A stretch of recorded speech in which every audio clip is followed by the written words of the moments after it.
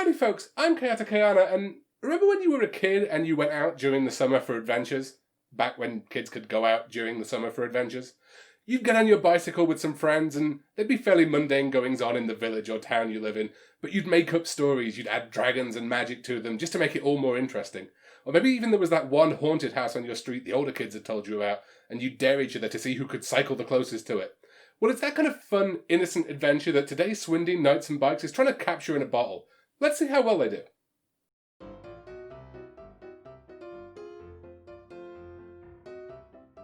So Knights and Bikes is made by a company called Foam Sword, who are based in Britain and are comprised mainly of people who worked on Little Big Planet previously. In many ways I could just end the review here, because it wouldn't do my YouTube watch time analytics any harm. But no, I say this because the story, the art, the sound and everything else feels a lot like one of Media Molecule's outings, and it's not a bad thing. As you can see, everything has this kind of sharp edge to it, but there's also a mix of the colours being really muted.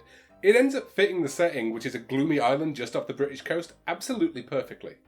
So on that note of it being a British developer, the game itself is very British. It's British like it's sipping a cup of tea, putting a flag in something that doesn't belong to it, and saying something about Margaret Thatcher that no one understands. You know what, future Ayana, put something about Margaret Thatcher that no one's going to understand on the video for me.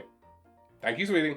All the characters in the game, with one exception, have British accents as well, and the game doesn't contain voice work. So for non-British players, you could be in for a bit of a linguistic adventure here. That said, I played through this with one of my partners, and we actually had great fun taking the time to do the voices for all the characters. It took the game's runtime up by a couple of hours, but they were a couple of hours very well spent. I won't go into the story in too much detail here, because I really do think it's part of the draw with this one. But to give you a vague idea, you play as one of two girls, either Ness or Demelza. Demelza lives on Penfurzy Island, where the game is set, this fictional island off the coast of Britain. And Ness is new to the island. She's a little bit older, but a little bit more mischievous to go with it as well. But she doesn't know where anything is. The two girls soon become fast friends and discover there's a lost treasure on the island, which is of course protected by a curse, because video games. The plot of the game centres around them having to go and find it before Demelza's dad is forced to sell their island home. Despite that, the story is for the most part really light-hearted and centres around the kind of conversations which, from what I can remember, most kids do have riding their bikes around in the summer. That said, it's capable of taking some extremely emotional sidebars when it wants to, usually centred around Demelza's mother, who passed away just before the game started.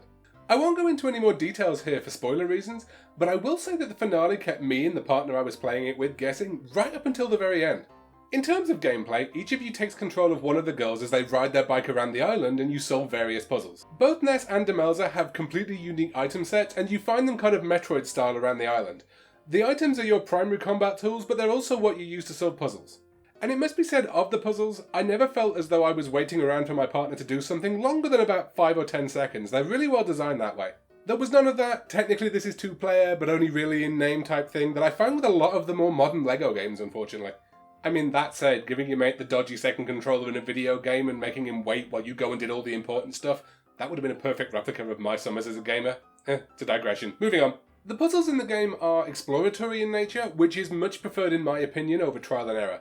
None of them are massively taxing on their own, but they're all fun, and generally they require a decent level of teamwork. It's another tick in the co-op column, honestly. It really is how the game wants you to experience it. I gave the single player a go as it happens just to see what it was like, and the AI partner is actually pretty capable. There was no babysitting required or anything, but the game lost a lot of its shine to me when playing it solo. Actually, I would say this is the perfect game to play if you have a partner who maybe isn't normally a gamer but you're looking for something to play co-op with them, or maybe if you have a kid that could appreciate the story on a completely different level to the one I did. There are enough puzzles and the story is exciting enough to keep them engaged. The only thing they might have a problem with is the combat, which I'll talk about in a couple of minutes, but other than that, it's a really great way to share your hobby. I will point out at this point, the game actually gives a really odd first impression of itself. You open up with this scene of the two girls riding down a hill while the game plays this punk rock theme tune loudly in the background. There's nothing bad about this, I like the game's theme tune. In fact, let's have a listen to it.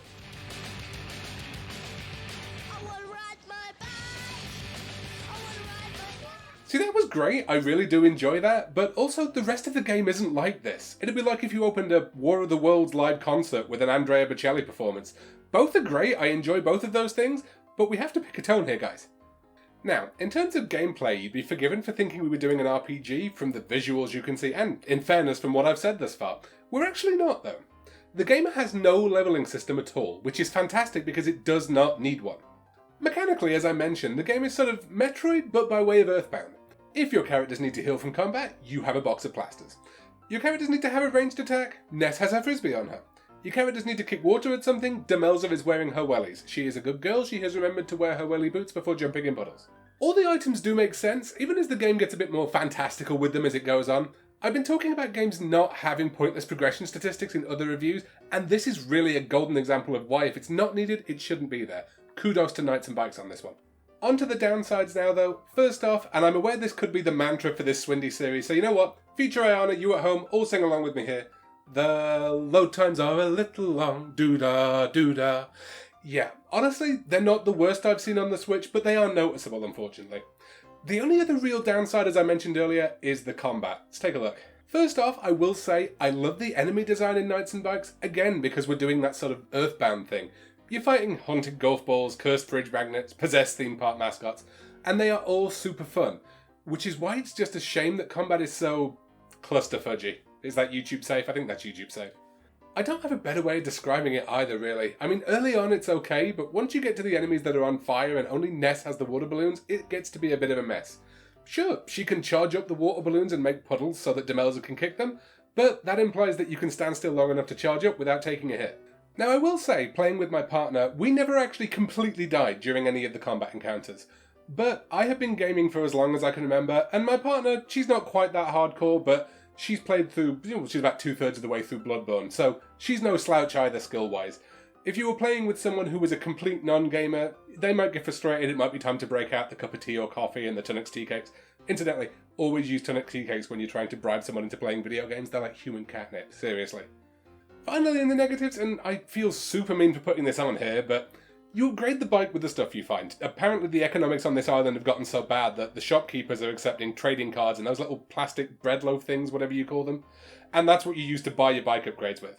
Now the upgrades do look great, and me and my partner were excited to get certain ones, but with two exceptions they are basically all visual. I would have loved to see maybe another speed upgrade or something. The game actually offers a number of little exploration rewards once you get to some of the later items as well if you double back, but once you've got the bike looking how you want it, there's just no need to. Also, to stack another minor niggle on top of an already minor niggle, unless me and my partner totally miss something, only one player can mod either of the bikes, so I had to set her bike up for her. It's really a shame because visually I did love the bike modding, there could have just been a tiny bit more to it. The negatives aside, I can't recommend Knights and Bikes enough. The game will run you about 6 to 8 hours, although it ran me and my partner 10 because we were doing silly voices for all the characters. The best way to play if you're asking my opinion. But even if you don't do that, the puzzles and the story will keep you going for that full amount of time and it'll keep you entertained. It's the ideal way to share this hobby with someone as well, as I said, if they don't game. Give it a look.